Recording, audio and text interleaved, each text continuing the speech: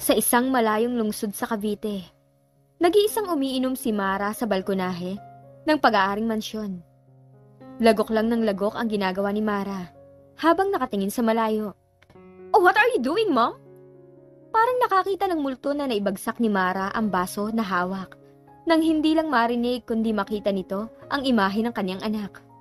Napamura si Mara at ipinilig ang ulo dahil baka namamalikmata lang siya. At tama nga, dahil sa muli niyang pagtingin kung saan nakita ang imahe ng anak, wala na ito. Puro na lang kadiliman at siya na lang mag-isa. Pero naramdaman ni Mara na may nagbago sa paligid niya. Inalisto niya ang sarili, lalo na nung makarinig siya ng mahinang yabag. "Hanggang kailan ka magluluksa?" Pumailan lang ang boses ni Ramon sa madilim na gabi. "Hanggang sa hindi nawawala ang mga kalaban ko. Lalo na ang lokong si Bella na yan." Puno ng galit ang puso ni Mara habang minememorya ang imahe ng mortal na kaaway na si Bella. "Buhay pa pala siya?" Hindi makapaniwalang tanong ni Ramon na tinanguan ni Mara. Sa isip ni Ramon, kinakalkula niya kung saan nagkamali ang plano ni Mara. Isa siya sa nakasaksi ng ginawang pagpaslang kay Bella dahil siya yung lalaki na pumukpok sa ulo ni Joaquin para banggain ang ginang. Nagkataon lang na yung asawa ng doktor ay nasa daan niya, kaya natamaan na rin niya ito. Nawala sa malalim na pag-iisip si Ramon nang biglang sumigaw si Mara. "Dahil sa baliw na amin na yon, kaya buhay pa hanggang ngayon si Bella. Hindi ako makapaghintay na tapusin ang dalawang yan." Ngumisi si Ramon. "Ano gusto mong mangyari?" Sarah point of view. Wason Condominium. "Kagabi ka patahimik mula nang manggaling tayo sa mall. May nangyari ba?" Dinig ko ang pag-alala sa tono ng pagtatanong ni Jake. I was tempted to tell him, to ask him questions. Mga tanong na paulit-ulit na umuukil-kil sa aking isipan. Pero natatakot ako na baka sa pagtatanong ko, makakuha ako ng sagot na hindi ko magustuhan. Kaya naman umiling lang ako at ipinagpatuloy ang ginagawa kong pag-aayos ng higaan namin. Pero sadyang makulit si Jake dahil pinigilan ako nito sa ginagawa at pinaharap sa kanya. "Something is wrong. I can feel it." Maikli pero puno ng kumpiyansang tanong nito. Kumurap ako para itago ang luha na nagbabadyang tumulo. "Wala to. Baka may nakain lang siguro akong hindi maganda." "Okay." Simpleng tugon nito. Binalikan ko ang ginagawa ko nang muli itong magtanong. "Anong gusto mong gawin ngayon?" "Bakit?" Hindi interesadong tanong ko. Kumunot ang noo nito, napansin yata ang kawalan ko ng interes. "What's wrong with you? At bakit ganyan ka umakto?" Magkasunod na tanong nito. "Wala, Jake. Walang mali." Katulad nito, nagtaas na rin ako ng boses. All of my doubts and frustrations from yesterday's event fed up. At hindi ako nito binibigyan ng pagkakataon na makapag-isip ng tama. Jake was shocked with my sudden outburst. Napailing ako at handa na sana mag-sorry pero inunahan na ako nito. "No! Hindi ka magkakaganyan kung walang nangyari." "There's nothing to talk to, husband. Trust me." Ngumiti ako at pinasigla ang boses para hindi na ito magtanong pa. "I've been trying to understand you since yesterday. But if you're not gonna tell me what was wrong, how are we gonna solve the problem?" "Silent treatment in the way, Sarah. Talk to me." "I told you, Jake. Walang dapat pag-usapan." Napipikong buliyaw ko dito. Bumuntong hininga si Jake bago naglakad papunta sa pintuan at matalim na nagsalita. "If you say so, alis ako ngayon dahil may importante akong pupuntahan. If you wanted to go out, make sure na may kasama kang bodyguard." Hindi nito hinintay ang sagot ko. Napaupo ako sa kama na inaayos ko nang tuluyan itong makalabas ng kwarto namin. Am I wrong for not telling him my doubts? Tanong na kabilang bahagi ng isip ko. Humiga ako at kusa nang nalaglag ang mga luha na kanina ko pa pinipigilan. Hindi ko alam kung ilang oras na ako nakahiga lang at tahimik na umiiyak. Basta ang alam ko lang, kinatok na ako ni Manang Corazon para sabihin na kailangan ko nang kumain ng agahan. Hindi ko pinansin si Manang, hindi ako kumilos man lang para pagbuksan to. Pinakuluban ko ng una ng mukha ko at ibinuhos ko ang luha ko. Hanggang sa mapagod ako at makatulog. Hindi ko alam kung gaano ako katagal nakatulog. Ang alam ko lang napabalikwas ako ng bangon dahil sa isang masamang panaginip. Binalot ako ng kadiliman ng buong silid. Ramdam ko na ang pagkalam ng sikmura ko dahil sa pagpapalipas ng gutom buong maghapon. Sa gitna ng kadilima ng aming silid, naglakad ako palabas para kumain. Pero wala pa ako sa kalahatian na aninag ko si Jake na nakaupo sa sofa habang nakapikit. Parang may pumiga sa puso ko habang nakatingin ako sa pagod nitong postura. Dahan-dahan ako naglakad palapit dito. At nung nakalapit na ako, tahimik akong umupo sa harap nito para pagmasdan ang maamo nitong mukha. Habang pinagmamasdan ko ang mukha nito, na-realize ko kung gaano ko kaswerte dito. Dahil nagawa ako nitong mahalin kahit na may kapansanan ako. Gusto ko nga batukan ng sarili ko dahil napaka-hangal ko na lang for doubting his love for me. Biglang gumalaw si Jake. Parang naramdaman nito na may nakatingin sa kanya. Nagkusot to ng mata bago diretsyong bumagsak sa akin ang malungkot nitong titig. Jake, I'm sorry! Pagpalaho ko at dumukdok ako sa kandungan nito. Shh! Jake! Tiningala ko ito at pinakita ko dito kung gaano ako nagsisisi sa nangyari kaninang umaga. Jake looked down on me and kissed my swollen lips bago nagsalita. Tahan na, ayoko nakikita ka umiiyak. Jake, about yesterday. Jake silenced me by putting his index finger on my lips. Ako muna, okay? Tumango-tango ako dito. I apologize if napagtaasan kita ng boses kanina. Jake, hindi ka dapat mag-sorry.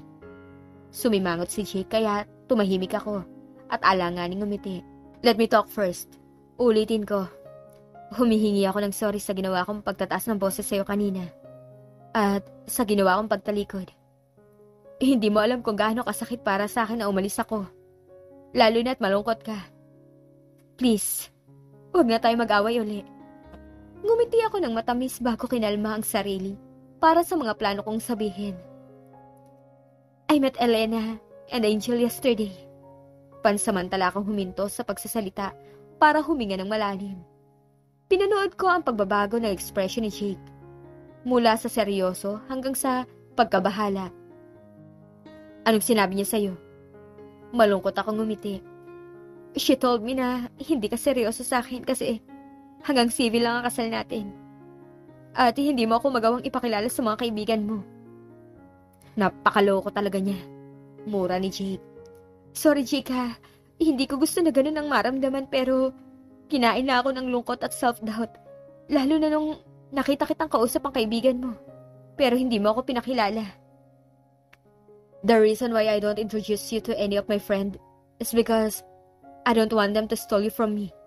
I'm possessive, Sarah. Yung makilala ka nga lang ni Carlo at ng mga empleyado ko sobrang hirap na para sa akin. Natatakot ako na baka maagaw kanila. Hearing his words makes all of my self-doubts and insecurities fade. Ayoko na nag-aaway tayo, Jake, pero hindi ko maalis yung insecurities ko. Because of what Elena said. Wife, bakit ba naniniwala ka sa mga sinasabi ni Elena? Wala ka bang tiwala sa akin? Can you blame me? Lahat ng sinabi niya tugma sa kung ano tayo ngayon at kung ano kayo dati ni Angel. Bakit naman napasok si Angel sa usapan natin? Ang ganda niya pala talaga. Akala ko, nung nagpunta siya dito, narinig ko ang boses niya. Yun lang ang maganda dito. But seeing her for the first time, walang-wala ako kumpara sa kanya. Oh, baby, what am I going to do with you? And your insecurities? Hindi ako sumagot sa tanong nito. Maging ako kasi, hindi ko alam kung paano mawawala ang insecurities na nararamdaman ko. Maganda ka, Sarah. Hindi lang yun. Sobrang bait at tapang mo pa. Kaya kita minahal eh. Dahil sa mga katangian na meron ka. Kaya stop comparing yourself to her. Dahil wala kang katulad. His word is music to my ears. Unti-unti kong nararamdaman ang paggaan ng dibdib ko. Parang ang mabigat na nakadagan dito, parang umangat pa itaas.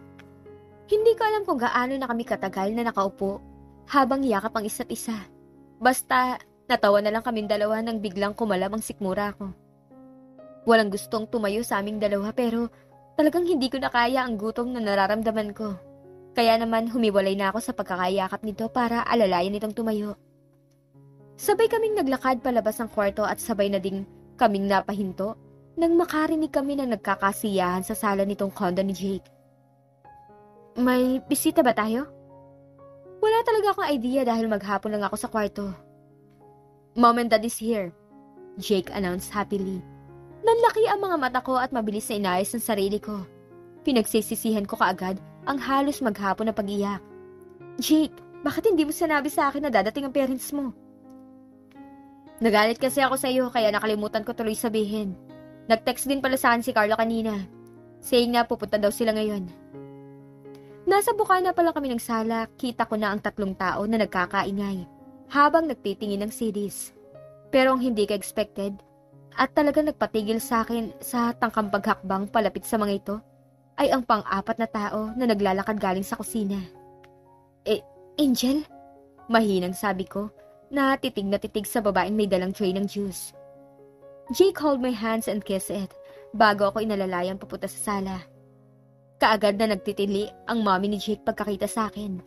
Sinugod ako nito ng mahigpit na yakap na malugod kong ginantihan. Pero ang mga tingin ko, nanatili kay Angel na ngayon ay nakatingin lang sa lalaking nasa malapit sa akin. Seryoso ang tingin na pinukol ko dito, kaya naman nung napabaling to sa akin, dahan-dahan itong yumuko dahil sa pagkapahiya. Let's go and meet everyone there! Excited na sabi ng Mommy Ami at hinila ako papunta sa sala. Mom, be careful!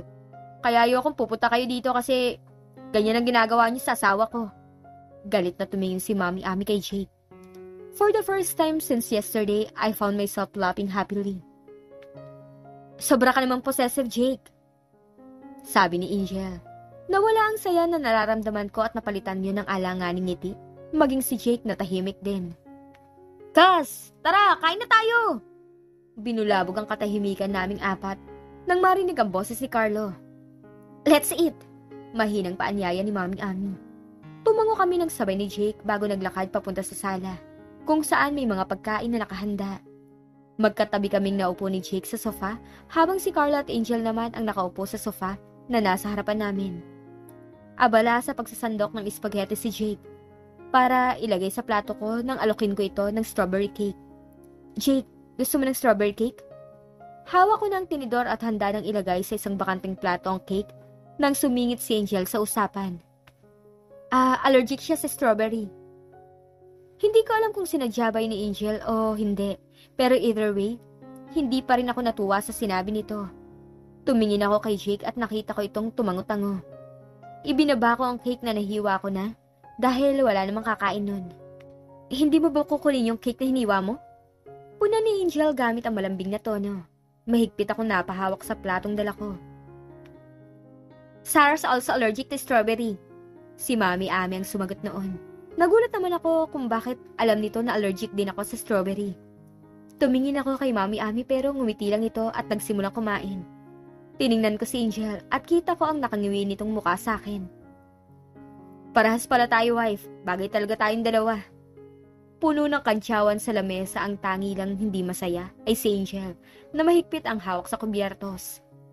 Nagsimula kaming kumain habang panakanakan nag-uusap nang biglang basagin ni Mami Ami ang katahimikan sa pagitan namin. Can I talk to you, Sarah? Tumango ako at sumunod dito sa office ni Jake. Sarah, I know it's too early but I want you to ask Jake to teach you how to handle a company. Nagtaka naman ako sa iniutos nito sa akin. Mukhang nakita nito ang pagtataka ko kaya dinugtungan nito yun. You are the successor of your mom and dad's company. Pakiramdam ko may sumabog sa tabi ko dahil sa labis sa pagkagulat ko. No way! Hindi makapaniwalang sabi ko. Ma'am, hindi ko pa kaya mag-manage ng company. Pagpapakatotoo ko. Kasi naman sarili ko nga insecurities. Hindi ko ma-manage na maayos. Kumpanya pa kaya? That is why Jake is here. He can teach you sa lahat ng dapat mong matutunan. Paliwanag ni Mami sa akin. Ma'am, hindi ba masyado pang maaga para ipaubayan niyo sa akin ang ganyang kalaking bagay? Hindi sa hindi ko kaya, sadyang hindi lang ganun kadali ang gusto niyang ipagawa. It's not, Sarah. You have to do it. Because it's your parents' legacy. Giit ng Mami ni Jake pero umiling lang ako. Can I at least think about it? Tanong ko, wala itong nagawa kundi ang magbuntong hininga tumango. Hindi makapaniwalang napailing ako. Last time, I was just an illegitimate child. Now, I'm a successor. Nanatili kaming tahimik sa loob ng opisina nang may maalala akong isang bagay. Kilala mo po si Mommy? I've been meaning to ask the person around me about my mom. Nawala lang to sa isip ko nung nalaman kong wala na ito. At noong sobrang daming nangyari. Like my transplant and yung pagdukot sa akin. Pero ngayon may pagkakataon na ako at handa na rin akong alamin ng totoo. Tumitig sa akin ang mommy ni Jake. Pigil ang hininga ko habang hinihintay ko ang isasagot nito. Bella and I are best of friends. Maikling sagot nito. How? I'm eager to know my birth mom's story. At ang maikling sagot ng mommy ni Jake, hindi nakakatulong. We go to the same school when we're in college. Nanlaki ang mga mata ko pagkarinig sa sinabi nito. Really? Hindi makapaniwala yet excited na tanong ko. Nakangiting tumango sa akin ng mommy ni Jake. Yes, I remember her as my savior. Bella is an amazing person. Dugtong nito. Nagtaka naman ako dahil sa word na ginamit nito. Is? Nagtatakang tanong ko. Namutla to pero panandalian lang yun dahil kaagad ding bumalik ang kulay nito. Yes, because for me, she's still alive. I couldn't help but felt alive and joyous from what I've heard. Ma'am, what kind of person she is? My birth mom. Nangingilid ang luha ko. Your birth mom is amazing. She always protect me. And she loves to joke around, but deep inside her, she's a crying baby. She's one of the person I care about. Yung luha ko nangingilid lang. Magkakasunod ng tumulo ngayon dahil sa magkahalong lungkot at saya. Siguro namanak sa birth mom ko yung pagiging iyakin ko. Yun kaagad ang tanong ko. Lumapit sa akin ang mami ni Jake at niyakap ako. You should be proud of your mom because she's an amazing person, just like you, and she really love you. Sana nabigyan ako ng pagkakataon na makilala siya. I let go of the emotions that I've been hiding. Habang matyagang binabantayan at inaalo ko ng mami ni Jake. Hindi ito umalis sa tabi ko hanggang sa hindi ito nakakasiguro na kalmado na ako. At nang okay na nga ako na mismo ang humiwalay dito. Pagkalabas namin ng opisina, naabutan namin ang apat na nagkakagulo sa tawanan. Ma'am, nakakahiyaman pero hindi ako natutuwa sa nakikita ko. Matalim na sambit ko habang hindi inaalis ang tingin kay Angel, natahasan kong tumingin at dumikit kay Jake. Go, my daughter. Kunin mo kung ano dapat sa'yo, sabi ni Mommy. Tumingin ako dito at kita ko ang nakakalokong ngisi nito. Nginisian ko ito pabalik at muling hinarap si Jake na ngayon ay pasimpleng tinutulak ang braso ni Angel na dumidikit sa braso nito. Jake! Napatalo ng lahat ng nasa sala dahil sa lakas ng sigaw ko. Tumingin ako kay Carlo at nakita ko ang lungkot sa mga mata nito habang nakatingin kay Angel. Binalingan ko si Jake na nakasimangot at nagkakamot ng ulo habang naglalakad palapit sa amin ni Mommy. Masama ang titig ko dito. Kaya naman nang makalapit ito, ay pinagpapapalo at pinagkukukurot ko ito. Magkakasunod naman na daing nito habang pinipigilan ng kamay ko sa patuloy na paghampas. Mom, help me! Nagpapaawang sambit nito kay Mommy. Pero si Mommy Ami naman, ngumisi lang at nilagpasan kami para lapitan si Dad. Tumalikod lang ako saglit ng bababae ka na? Walang prenong sabi ko habang patuloy sa pananakit dito. Wife, stop! Hindi natuloy ni Jake ang dapat sanang sasabihin nang mapamura ito dahil hindi napansin ang kamao ko na diretsyo sa panga nito. Maya-maya dinig ko ang magkasabay na sigaw ni Carlo at Angel. Binalingan ko si Angel at masamang tingin ang pinukol ko dito. Napahinto to sa tangkang paglapit dahil doon. Hinawakan ko ang kamay ni Jake at hinila ito papunta sa opisina nito. Angel, dear, let's go home. You too, Carlo. Bago kami tuluyang makapasok na opisina, narinig ko ang malambing yet maring boses ni Mommy. But Tita Ami, she's hurting him. Giit ni Angel na mukhang ayaw pang umalis. No, Angel, let's go home. Natahimik si Angel dahil sa pagtataas ng boses ni Mommy Ami. Okay, Auntie. Parang maamong tupa na sumang-ayon si Angel. Palihim akong ngumisi at tuluyan na pumasok sa opisina. Hindi na ako nag-abala pang magpaalam sa mga bisita. Aren't we gonna say goodbye to them? Tanong ni Jake. What was that? Galit na tanong ko. Ang sakit! Daing ni Jake na hindi yata narinig ang tinanong ko dahil patuloy ito sa paghima sa braso na nasaktan. Jake! Galit na sigaw ko. What, baby? What was that? Nag-isip pa muna to pagkatapos marinig ang tanong ko. Hindi ko kasalanan yun, babe. Sadyang gwapo lang ako and besides, siya yung lapit ng lapit. Gustong-gusto mo naman. Singhal ko dito. At maya-maya'y muli ko ito sinugod pero wrong move dahil na-anticipate na pala nito yon. Mabilis nitong hinawakan ang kamay ko at hinila ko palapit dito. Dahil sa lakas ng paghila nito, napayakap ako sa katawan nito. Enough, babe. Masakit na. Nangaakit na bulong nito. Magkakasunod ako napalunok habang pinapasadahan ko ng tingin ang maasul-asul nitong mata at mapulang labi. Tense? Nanguuyam na tanong nito. Parang may kung anong bagay ang nag-utos sa akin na sumang-ayon sa sinasabi nito. Nasaan ang tapang mo ngayon, wife? Napailing ako sapagkat tama ang tanong nito. Jake, pwede mo ba akong samahan sa mga kamag-anak ko bukas? Oo naman, anong oras mo gusto magpunta? 8, okay lang ba sa'yo? Tumango lang ako bilang sagot. Kinabukasan maaga kaming gumising. 6 pa lang ng umaga, hinahanda ko na ang damit na susuotin namin ni Jake. Si Jake naman inihahanda na ang pampaligo ko. Nang matapos ako sa pagsalansan sa kama ng polo at pants ni Jake, itinabi ko dito ang dress na susuotin ko. Sakto naman na nakatapos ako, lumabas na si Jake sa banyo. Kaagad na bumagsak sa akin ang titig nito. Nagtaka naman ako dahil doon. Hindi ko pinansin ang titig nito. Naglakad ako at nilampasan ko to, pero bigla na lang ako nitong binuhat. Nanginig ako dahil sa malamig na tubig na bumagsak sa katawan ko, na naging sanhi ng pagkabasa ng damit kong suot. Jake! Mahinang tawag ko dito. At maya-maya pa puro kalokohan na naman sa kama ang ginawa sa akin ni Jake. Ginawa naming dalawa. Pagod na napasandal ako sa dibdib ni Jake. Hindi ko na alam kung paano kikilos dahil sa panginginig ng mga binti ko. Napansin niyo ni Jake, kaya ito na mismo ang nagpaligo at nagbihis sa akin. Pagkatapos namin mag-ayos, bumaba na kami sa kusina para mag-agahan. Naabutan namin si Manang Corazon na naghahanda na ng kape at ng hotdog at egg. Mayroon ding sinangag. Napangiti ako pagkakita sa mga nakahain na pagkain. The combination of hotdog, egg, at sinangag is my all-time favorite. Excited na naglakad ako sa hapagkainan at habang hinihintay ko na makaupo sa tabi ko si Jake, pasimple akong kumukuha sa hotdog na nasa harapan ko. Sarah! Saway ni Manang. Ngumiti lang ako at naalala ko yung mga panahon na sinisigawan kami ni Mara kapag ganyan ang ginagawa namin sa ulam. Even Amara, hindi nakaligtas sa mami nito. Hindi na ako mapakali dahil sa kaba, kaya naman yung favorite kong almusal, hindi ko na na-enjoy dahil sa kaba. Mabilis na tinapos namin ni Jake ang pagkain para makatungo na kami sa bahay nila Carlo. Hindi ko alam ang bahay nila Carlo, sabi ko kay Jake. Mabilis ang patakbo ni Jake at dahil maaga pa, namalayan ko na lang na nasa harap na kami ng isang bahay. O kung bahay ba itong may tuturing dahil sa laki at ganda nito. Jake? Kinakabahang tawag ko. Calm down, wife.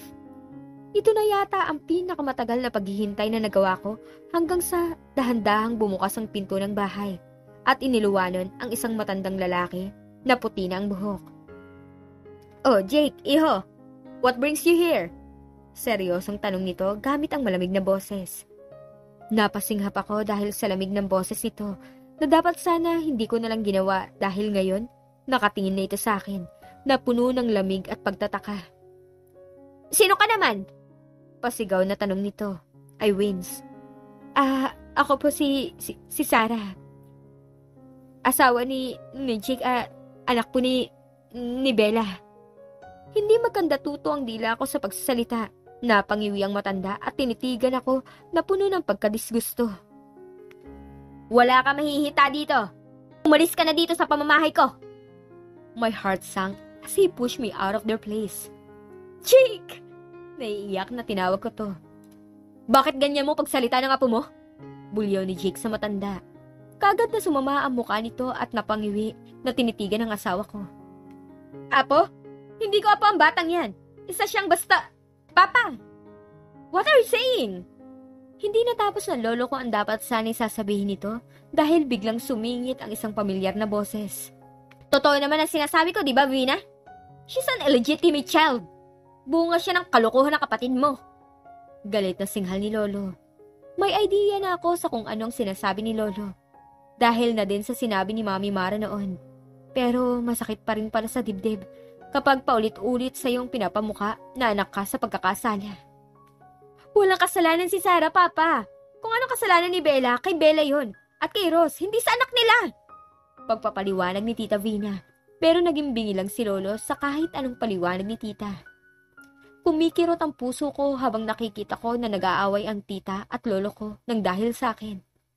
Ganito pala kasakit sa pakiramdam kapag hindi ka tanggap ng pamilyang inaasahan mong tatanggapin ka. Jake, uwi na tayo. Malungkot kong inaya si Jake na umalis na dahil any moment bibigay na ako sa sakit na nararamdaman ko. No, Sarah. Hindi kayo aalis. At Papa, wala kang karapatan na palisin si Sarah. Dahil anak siya ni Bella. Kaya may karapatan na rin siya na manatili dito. Seryosong sambit ni Tita Vina at nilagpasan ang nanggagalaiting si Lolo para lapitan kami ni Jake at akayin papasok sa loob ng bahay. Vina, pagsisisihan mo ang ginagawa mong pagsuway sa akin! Sigaw ni Lolo na may halong pagbabanta. Tiningnan ko ang reaksyon ni Tita Vina. Umirap lang to sa kawalan pero hindi nagsalita.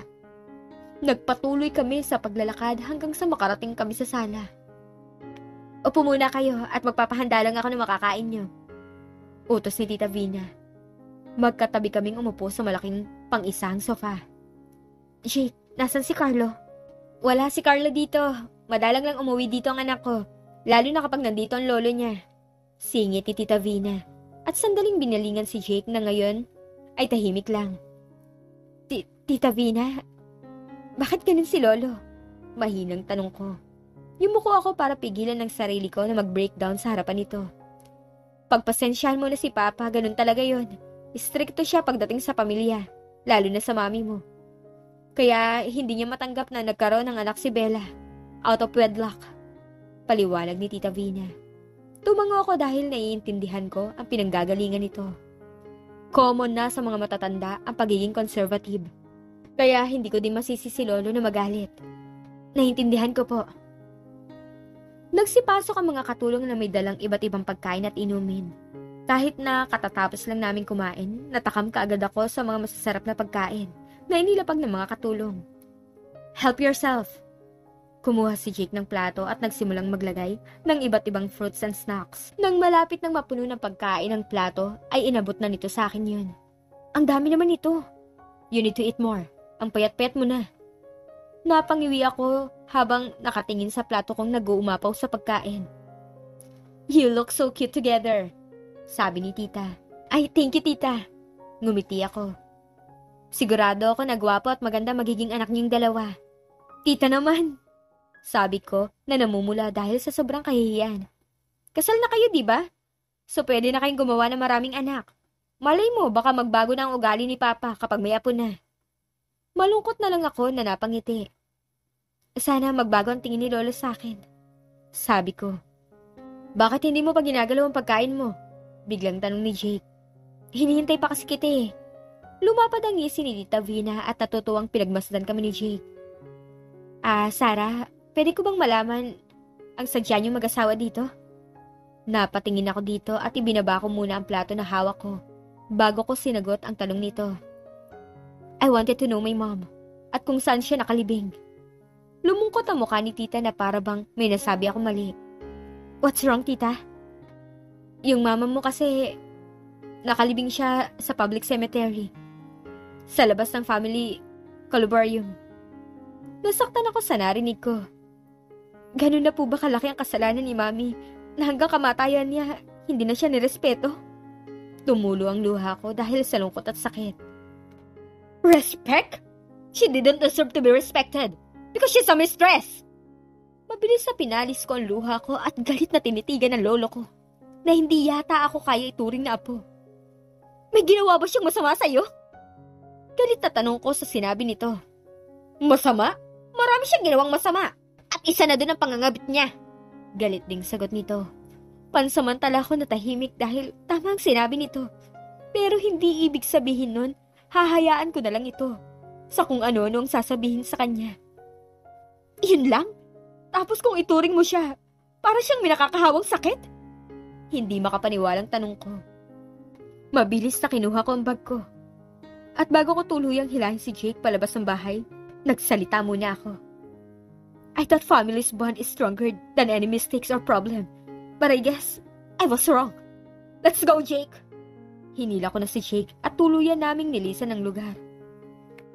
Umalis na kayo at wag nang babalik pa. Dahil kahit kailan, hindi kita ituturing na pamilya. Mga huling salitang narinig ko mula kay Lolo bago kami tuluyang nakalabas ng bahay. Habang nasa daan kami papunta sa cemetery, iyak ako ng iyak. Stop crying, please, Jake said. You don't understand, Jake. Hindi naman ikaw yung hindi matanggap ng sariling kaanak. Hindi naman ikaw yung halos pandirihan dahil sa kasalanan ng sariling ina. Gate ko at umiling-iling para ipakita dito na hindi niya ako naiintindihan. Hindi ko man naiintindihan ang nararamdaman mo. Wala man ako sa sitwasyon na kinalalagyan mo. Lagi mong tatandaan. Marami kami nagmamahal sa'yo. There's something in what he said na nagpatahimik sa akin. Pakiramdam ko binalot ako ng milyong paru-paro at naghatid yun ng pagkalma at pagmamahal. Jake, may mali ba sa akin? There's nothing wrong with you, Sarah. Pero lagi mong tatandaan, hindi lahat ng tao magugustuhan ka. May mga tao na hihilahin ka pababa, pero hindi ka dapat sumuko. Your grandfather may not accept you for now, pero hindi laging ganun yun. Dadating ang araw na matatanggap ka din niya at ng mga tao sa paligid niya. Ang kailangan mo lang ngayon, ang mga taong handa kang tanggapin. Thank you, Jake. Tumingin ako sa labas ng sasakyan at kaagad kong natanaw ang public cemetery. Dahan-dahan akong bumaba. Sa labas ng sementeryo may nakita akong may edad na lalaki. Mukha itong tagabantay sa lugar dahil sa dala nitong walis tingting at daspan. Handa ka na ba? Hinawakan ko ang kamay ni Jake para masiguro na hindi ako nag-iisa. Bago ako tumungo at mabagal na naglakad papunta sa sementeryo. Magandang umaga po. Ako po si Tasio, ang katiwala dito sa sementeryo. Magandang umaga din po. Ginantihan ni Jake ang pagbati ng matanda. Sino po bibisitahin niyo sa loob? Siguro ay matagal na matanda na nagtatrabaho dito dahil alam na niya kaagad kung may dadalawin kami. My mom, Bella Villarin. Mahinang sagot ko. Kagad na bumakas ang familiarity sa mukha ng matanda. Ikaw siguro ang anak niya, sa pagkadalaga? Nalungkot ako sa narinig kong sinabi ng matanda. Alam ko na hindi sinadya ng matanda ang sinabi nito. Kaya naman nung tiningnan ako nito, nakita ang paglungkot ng mukha ko. Kagad itong humingi ng paumanhin. Sorry ma'am. Tara po, sasamahan ko na lang kayo sa puntod niya. Okay lang po, salamat po. Kung kami lang kasi ni Jake, baka hindi namin kaagad mahanap ang puntod. Habang naglalakad kami sa pinakagitnang parte ng sementeryo, iginagala ko ang aking paningin sa bawat lapida na makikita ko. May ilan pa nga na binabasa ko ang mga pangalan na nakaukit. Ganutin din kaya ang kay Mommy? Piping tanong ko. Nasa pinakadulong part na kami ng sementeryo, sakalang huminto ang tagabantay. Nandito na po tayo, ma'am. Bawat lapid ang madaanan ng mata ko, tahimik kong binabasa ang mga nakaukit, hanggang sa isang lapida na walang kahit ano, maliban sa itim na pintura ang aking nakita. Nanginginig ang katawan at tiningnan ko si Mang Tasio para kumpirmahin ang aking nakita. Malungkot itong tumango. Dahan-dahan ako naglakad papunta sa puntod at gamit ang nanginginig na tuhod, lumuhod ako sa harap nito. Ano bang ginawa mo, ma'am, to deserve this, ma'am? Sigaw ko, punong-puno ng sakit at galit. Nagsimula akong pagsusuntukin ang lupa sa harapan ko. Wife, stop! Dinaluhan ako ni Jake. Jake, I hate him! I hate him! Galit kong sigaw at mahigpit akong yumakap kay Jake habang humahagulhon. Ayaw ipalibing ni Papa sa kalumbaryo ng pamilya ang mama mo eh. Kahit na ilang beses kaming nakiusap. Hanggang sa nawala na ang mama dahil sa sama ng loob kay Papa. Kaagad akong napahiwalay sa pagkakayakap kay Jake nang marinig ko ang nanginginig na boses ni Tita Vina. Masamang tingin ang pinukol ko dito. Wala kayong ginawa. Walang kahit anong pagkakakilanlan? Kulay itim na lapida? Hindi mamamatay tao ang mami ko. Kita ko ang magkakasunod na pagtulo ng luha ni Tita Vina at ang sakit na bumalatay sa maamo nitong mukha. Habang nakatingin ako sa mukha nito, nakikita ko ang malaking resemblance si Carla dito, mula sa kulay abuhin na mata at dark blonde na buhok. Hindi mo alam kung gaano namin kagusto na mailibing si Bella sa libingan ng pamilya natin. Pero bata pa lang ako noong mga panahon na yun. Walang boses ang kahit sino pagdating kay Papa. mas lalo kong naramdaman ang paghuhulagpos ng aking sama ng loob. Umalis ka na! Hindi ko kayo gusto makita! Utos ko dito. Hindi ko gustong magbitiw ng masakit na salita pero masyado ng masamang nararamdaman ko. At hindi nakakatulong ang kahit na kaninong presensya na nagmula sa pamilya nila. Wife, don't say that! Paninita ni Jake sa naging desisyon ko pero bingi na ako sa kahit anong bagay. Naramdaman ko ang pag-alis ni Jake sa tabi ko pero nanatili lang ako nakatingin sa puntod ni Mommy. Mommy, I'm sorry for bringing you into this. Kung hindi siguro ako pinanganak, baka wala ka sa ganitong sitwasyon ngayon. Patawarin mo ako, Mom. Tahimik kong sabi habang patuloy sa pagdaloy ang luha ko. Hinawakan ko ang lapid na nito at inalis ko ang mga alikabok na bumalot sa buong parisukat na semento. I hate him, Mom. My grandfather. He's the reason kung bakit wala ka sa maayos sa libingan ngayon. I despise him, Mom. Gusto ko na siyang mawala. Hindi ko alam kung gaano na ako katagal na nakatingin lang at kinakausap ang puntod ni Mommy. Basta ang alam ko lang, lahat ng galit ay kinakain na ako at nagbibigay ng sobrang pagod. Nagpasya muna akong sumandal sa puntod na katabi nito. Ma'am, nakakapagod palang umayak at magalit. Sabi ko at naramdaman ko na lang ang unti-unting pagbigat ng talukap ng mga mata ko. Ito na ang huling beses na iiyak ako. Huling pangako ko bago ako tuluyang lamunin ng antok. Jake, point of view. Pansamantala kong iniwan si Sarah. Dahil alam ko na yun din yung gusto nito mangyari. Kagad kong tinungo ang kinatatayuan ni Tita Vina para kausapin to. At nang makahingi na rin ako ng paumanhin. Tita, I hope you forgave Sarah. Hindi niya sinasadya mga nasabi niya. Masyado lang siyang nabigla. I know my wife. Nadala lang siya ng galit kaya ako na mismo ang humingi ng tawad sa tita nito. Alam ko at naiintindihan ko kung saan nanggagaling ang pamangkin ko. Kasi kahit ako, galit sa sarili ko dahil hindi ko nagawang bigyan ng maayos sa libingan ang bunso kong kapatid. Tugon nito sa akin bago malungkot na tinanaw si Sarah na hanggang ngayon nakaluhod pa rin sa harap ng puntod ng mami nito. I didn't know na ganitong sitwasyon ni Tita Bella. Carlo didn't even told me. Sabi ko. I know Lucas Villarin or Tita Bella's father. He is very strict, rich and powerful. Pero ni sa hinagap ko, hindi ko naisip na ganito ang gagawin nito sa bunsong anak. Because Carlo didn't know. Bumalate ang pagtataka sa akin nang marinig ko ang sinagot ni Tita Vina.